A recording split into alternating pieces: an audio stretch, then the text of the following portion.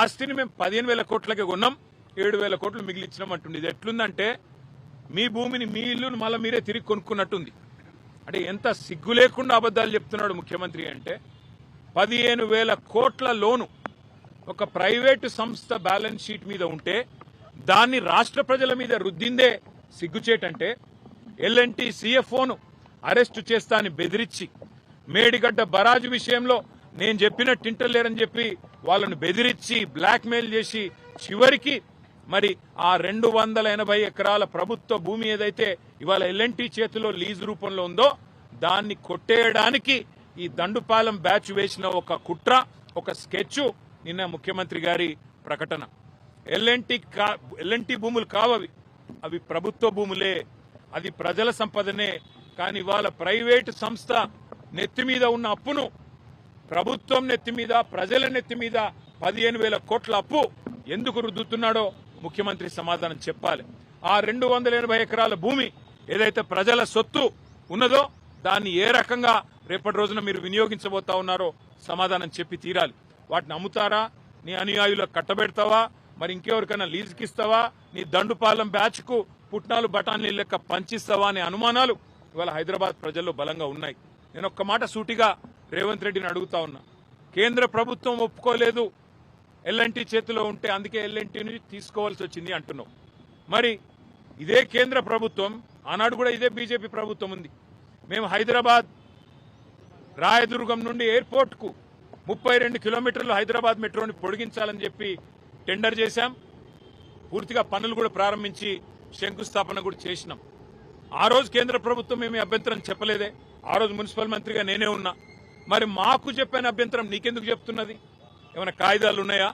L&T ఒప్పుకోకపోతే మేము funding చేయమనే కాయిదాలు ఉన్నాయా? ఇవన్నీ ముఖ్యమంత్రి గారు పుట్టించిన కాకమ్మ కబుర్లు, ముఖ్యమంత్రి చెప్తున్న కాకమ్మ కబుర్లు. ఆ రోజు హైదరాబాద్ ఎయిర్పోర్ట్ మెట్రోకి మేము కూడా ఆనాడు ఎల్ఎన్టీ చేతిలో ఉన్న రాయదుర్గం నుంచి ఎయిర్పోర్ట్కి ప్రతిపాదించాం. మీరు రాగానే దాన్ని రద్దు చేసినారు. మరి ఆ రోజు కేంద్ర ప్రభుత్వం అభ్యంతరం చెప్పకపోతే ఈ రోజు ఎందుకు చెప్తుంది?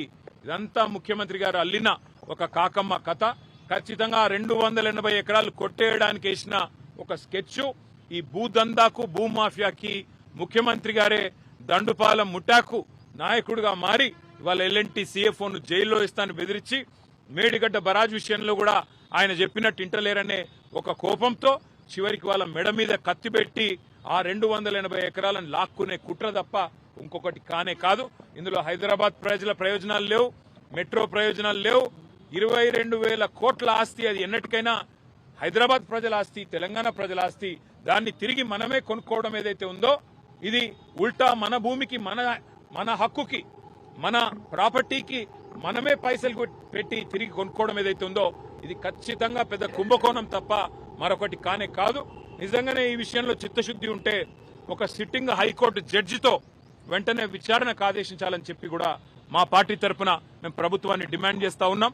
ఇవాళ మంత్రి గారిని బర్తరఫ్ చేయాలి అనే డిమాండ్తో మేము హౌస్ లో కూడా పోతా ఉన్నాం. ప్రభుత్వం వినకపోతే గవర్నర్ గారిని కలుస్తాం, కలిసి గవర్నర్ గారిని కూడా కోరుతాం ఈ మంత్రి గారిని వెంటనే బర్తరఫ్ చేయాలని. ప్రభుత్వం దిగి వస్తుందా రాదా చూడాలి.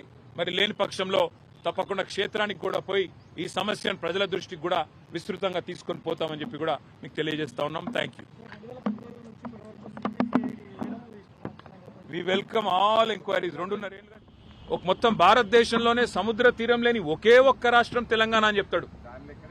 19 రాష్ట్రాలకు సముద్ర తీరం లేదన్న విషయం బడిపోయే చిన్నపిల్లగాన్ని అడిగినా చెప్తాడు. నిన్న ముఖ్యమంత్రి గారు చెప్పిన మాట ఎంత హాస్యాస్పదంగా ఉందంటే, సొంత భార్య, తన కొడుకు, తన తమ్ముడు, తన మరదలు, నిన్న మొన్నటిదాకా ఈయనే చైర్మన్ ఈ కంపెనీకి. 2020-22 దాకా ఈయనే చైర్మన్ ఈ మంత్రి గారు. వాళ్ళ ముఖ్యమంత్రి గారు నిన్న వచ్చి ఎదురుదాడి చేస్తుంటే మాకు అర్థమైంది ఒకటే, రాఘవ కన్స్ట్రక్షన్స్ మీద ఎందుకింత ప్రేమ ముఖ్యమంత్రి గారికి అని చెప్పి మేమందరం కూడా నిన్నంతా అధ్యయనం చేసినాం. వాస్తవం ఏంది అంటే ముఖ్యమంత్రి గారికి కూడా ఈ పాపంలో వాటా ఉంది. కొడంగల్ లిఫ్ట్ ఇరిగేషన్ ప్రాజెక్టులో పొంగులేటి శ్రీనివాసరెడ్డి గారి కంపెనీ కట్టబెట్టిందే ముఖ్యమంత్రి గారు.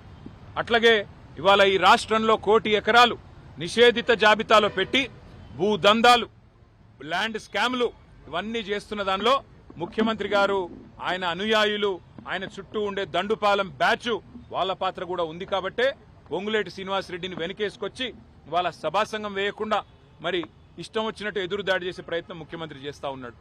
2.5 ఏళ్లుగా ఎదురుదాడి తప్ప, 2.5 ఏళ్లుగా పనికిమాలిన కమిషన్లు, పనికిమాలిన కేసులు తప్ప ప్రజలకు పనికొచ్చే ఒక్క పని చేసిండా ఈ ముఖ్యమంత్రి? ఆలోచించమని చెప్పి నేను కోరుతా ఉన్నా. మరి ఇవాళ మా డిమాండ్ ఒకటే, స్పష్టంగా అడుగుతా ఉన్నా మీ ముఖ్యమంత్రిని, ఈ ప్రభుత్వాన్ని, తప్పు చేయకపోతే భయం ఎందుకు? మీ మంత్రి గారు తప్పు చేయకపోతే, మీ మంత్రి గారి కుటుంబానికి సంబంధించిన సంస్థ మేము ఏదైతే ఆధారాలతో సహా బయట పెట్టామో అక్రమ మైనింగ్ కు పాల్పడ్డారని ఎందుకు వారి మీద చర్యలు తీసుకోవట్లేదు? చట్ట ప్రకారం 2వ నోటీస్ ఇస్తే సంవత్సరం జైలు శిక్ష పడాలా, మరి ఎందుకు మంత్రి గారి కుటుంబాన్ని కాపాడే ప్రయత్నం చేస్తున్నారు?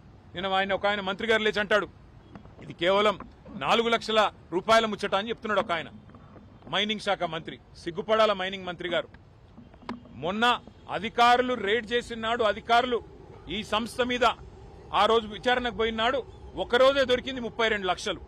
ఒక రోజుకే 32 లక్షల మరి సామాను అక్కడ దొరికితే, ఎగ్గొట్టిన ప్రభుత్వానికి ఎగ్గొట్టిన ఫీజులు దొరికితే 2.5 ఏళ్లుగా ఏ రకంగా అన్యాయం జరుగుతున్నదో, ఏ రకంగా ప్రభుత్వ సొమ్మును, ప్రజల సొమ్మును మంత్రి గారి సంస్థ కొల్లగొడుతున్నదో మీరు అంచనా వేయవచ్చు. ఎన్ని వందల కోట్ల రూపాయల ప్రజాధనాన్ని మంత్రి గారి సంస్థ కొల్లగొడుతున్నదో ఒక అంచనా వేయవచ్చు. అట్లాగే ఇది ఒకటే కాదు, ఇవాళ కోకాపేటలో భాగ్యలక్ష్మి మైనింగ్ అని మరో కంపెనీ, ఇది ముఖ్యమంత్రి గారి అత్యంత దగ్గరి బంధువు, ఆయనకు వరుసకు బామ్మర్దయ్యే రమేష్ రెడ్డి గారు అనే వ్యక్తిది భాగ్యలక్ష్మి మైనింగ్ కోకాపేట. మేమివాళ ఈ ప్రభుత్వాన్ని నేరుగా అడుగుతా ఉన్నాం. మీరు అంటా ఉన్నారు మైనింగ్ రెవెన్యూ పెంచాము అని. మైనింగ్ రెవెన్యూ ఎట్లా పెరిగిందో మాకు తెలియదా, మీకు తెలియదా? మీరు అన్ని ఫీజులు పెంచారు. నిజానికి పెంచిన ఫీజుల ప్రకారం ఈ ప్రభుత్వానికి ఈరోజు 1700 నుంచి 1800 కోట్ల ఆదాయం రావాలి, కానీ వస్తున్నది 900 కోట్లు. మరి మిగతా 900 కోట్లు ఎవరి జేబుల్లో పోతున్నాయి? రాఘవ కన్స్ట్రక్షన్ జేబులో పోతున్నాయా? భాగ్యలక్ష్మి మైనింగ్ రమేష్ రెడ్డి, కౌశిక్ రెడ్డి జేబులోకి పోతున్నాయా, లేదా ముఖ్యమంత్రి ఖాతాలోకి పోతున్నాయా? తేల్చాల్సిన అవసరం ఉంది. అందుకే మేము పట్టుబడతా ఉన్నాం. సభా సంఘం వేయండి, మంత్రి గారి పాత్ర ఏంది, ముఖ్యమంత్రి గారి పాత్ర ఏంది, అట్లాగే ప్రభుత్వంలోని ఇంకా ఇతరుల పాత్ర ఏంది, దండుపాలెం బ్యాచ్ పాత్ర ఏంది, అన్ని బయటికి రావాలంటే గతంలో ఆనాడు డాక్టర్ వైఎస్ రాజశేఖర రెడ్డి గారు ఓబులాపురం మైనింగ్ కార్పొరేషన్ విషయంలో ఇట్లాగే ఆరోపణలు వస్తే ప్రతిపక్ష శాసనసభ్యుడు నాగం జనార్దన్ రెడ్డి గారి నాయకత్వంలో వారిని హౌస్ కమిటీ చైర్మన్ గా నియమించి మరి వారు ముందుకొచ్చారు పారదర్శకంగా. ఇవాళ నిజంగానే ఈ ప్రభుత్వం తప్పు చేయకపోతే, మీ మంత్రి తప్పు చేయకపోతే, మంత్రి కుటుంబం 100 కోట్ల అవినీతికి పాల్పడకపోతే ఎందుకు ప్రభుత్వం భయపడుతున్నది? ఎందుకు సభను వాయిదా వేసుకొని పారిపోయింది అని మేము అడుగుతా ఉన్నాం. తప్పకుండా ప్రధాన ప్రతిపక్షంగా వదిలిపెట్టం. ఈ పాపంలో, ఈ మంత్రి గారి స్కామ్ లో నిన్న భారతీయ జనతా పార్టీ సభ్యుల ప్రవర్తన కూడా మీరు చూశారు. వారు ఇవాళ ప్రతిపక్ష పార్టీలాగా లేరు. భారతీయ జనతా పార్టీ వాళ్ళు మేము ఎన్ని రకాల స్కాములు బయటపెట్టి కేంద్ర ప్రభుత్వానికి చెప్పినా కేంద్రం స్పందించదు. నిన్న మైక్ ఇచ్చిన స్పీకర్ గారు బీజేపీ సభ్యులకి, వాళ్ళు కూడా మంత్రి గారి అక్రమాలకు వంత పాడుతూ ప్రభుత్వం ఆడినట్టల్లా ఇక్కడ బీజేపీ ఆడుతా ఉన్నది. ఇది కూడా రాష్ట్ర ప్రజలు గమనించాలని చెప్పి కూడా మేము కోరుతా ఉన్నాం. ఇక ఇంకొక విషయం కూడా మీకు చెప్పాలి. మంత్రి గారి విషయంలో ఖచ్చితంగా ఏ మంత్రి అయితే ఇల్లీగల్ మైనింగ్ కు పాల్పడ్డాడో, ఏ మంత్రి గారి కుటుంబం అయితే ఇల్లీగల్ మైనింగ్ కు పాల్పడ్డదో, ఏ మంత్రి గారి కుటుంబం అయితే ఇవాళ 1 కోటి ఎకరాల భూములను, పట్టా భూములను నిషేధిత జాబితాలో పెట్టి ఇవాళ ప్రజల సంపద కొల్లగొడతా ఉన్నారో, ఎవరైతే ఈరోజు ప్రైవేటు భూముల్లో కూడా గూండాలను వేసుకుని వెళ్లి మరి కబ్జాలు పెట్టే ప్రయత్నం చేస్తా ఉన్నారో వదిలిపెట్టమనే మాట కూడా మేము హెచ్చరిస్తూ ఇంకొక విషయం కూడా చెప్పాలి. నిన్న ముఖ్యమంత్రి గారు ఎల్ఎన్టీ మెట్రో విషయంలో, హైదరాబాద్ మెట్రో విషయంలో ఒక స్టేట్మెంట్, ఒక తీర్మానం అని పెట్టారు.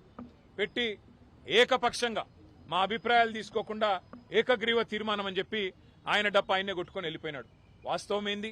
నిన్న స్టేట్మెంట్ ఎంత తప్పుల తడకగా ఉన్నది. ఆ స్టేట్మెంట్లో రాస్తారు 22,000 కోట్ల మెట్రోని మేము 15,000 కోట్లకే కొన్నాం, చాలా గొప్ప పని చేసినామని చెప్పి ముఖ్యమంత్రి గారు సిగ్గు లేకుండా అబద్దాలు చెప్తా ఉన్నారు. వాస్తవం ఏంది? 280 ఎకరాల ప్రభుత్వ భూమిని మెట్రోకి కేవలం ఆనాటి ప్రభుత్వం, రాజశేఖర రెడ్డి గారి ప్రభుత్వం లీజుకు మాత్రమే ఇచ్చింది. ఆ భూములు మనవే, ప్రభుత్వానికే, ప్రజల భూములవి. ఆ 280 ఎకరాలు వాళ్ళకి ఎల్ఎన్టీకి రాసివ్వలేదు, కేవలం లీజుకి ఇచ్చారు. లీజుకి ఇచ్చిన భూముల్లో ఎల్ఎన్టీ వాళ్ళు 18 కోట్ల స్క్వేర్ ఫీట్ల బిల్టప్ ఏరియా కట్టి దాని నుంచి వచ్చే ఆదాయంతో వారు సంపాదించుకోవాలా. తిరిగి ఆ భూముల్లో డెవలప్ చేసిన 18 కోట్ల చదరపు అడుగుల భవనాలతో సహా తిరిగి రాష్ట్రానికి అప్పజెప్పి పోవాలి. ఇది అగ్రిమెంట్. కానీ ముఖ్యమంత్రి ఏమంటాడు? 22,000 కోట్ల ఆస్తిని మేము 15,000 కోట్లకే కొన్నాం, 7,000 కోట్లు మిగిలిచ్చినామంటుంది. ఇది ఎట్లుందంటే మీ భూమిని మీ ఇల్లును మళ్ళీ మీరే తిరిగి కొనుక్కున్నట్టుంది.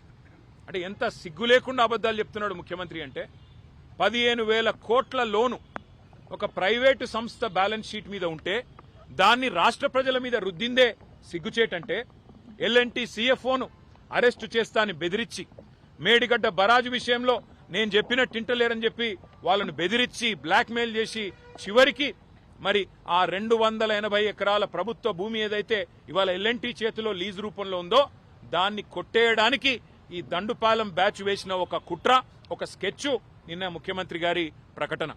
ఎల్ఎన్టీ భూములు కావవి, అవి ప్రభుత్వ భూములే, అది ప్రజల సంపదనే. కానీ ఇవాళ ప్రైవేటు సంస్థ నెత్తి మీద ఉన్న అప్పును ప్రభుత్వం నెత్తి మీద, ప్రజల నెత్తి మీద 15,000 కోట్ల అప్పు ఎందుకు రుద్దుతున్నాడో ముఖ్యమంత్రి సమాధానం చెప్పాలి. ఆ 280 ఎకరాల భూమి ఏదైతే ప్రజల సొత్తు ఉన్నదో దాన్ని ఏ రకంగా రేపటి రోజున మీరు వినియోగించబోతా ఉన్నారో సమాధానం చెప్పి తీరాలి. వాటిని అమ్ముతారా, నీ అనుయాయులకు కట్టబెడతావా, మరి ఇంకెవరికైనా లీజుకిస్తావా, నీ దండుపాలెం బ్యాచ్కు పుట్నాలు బఠానీ లెక్క పంచిస్తావా అనే అనుమానాలు ఇవాళ హైదరాబాద్ ప్రజల్లో బలంగా ఉన్నాయి.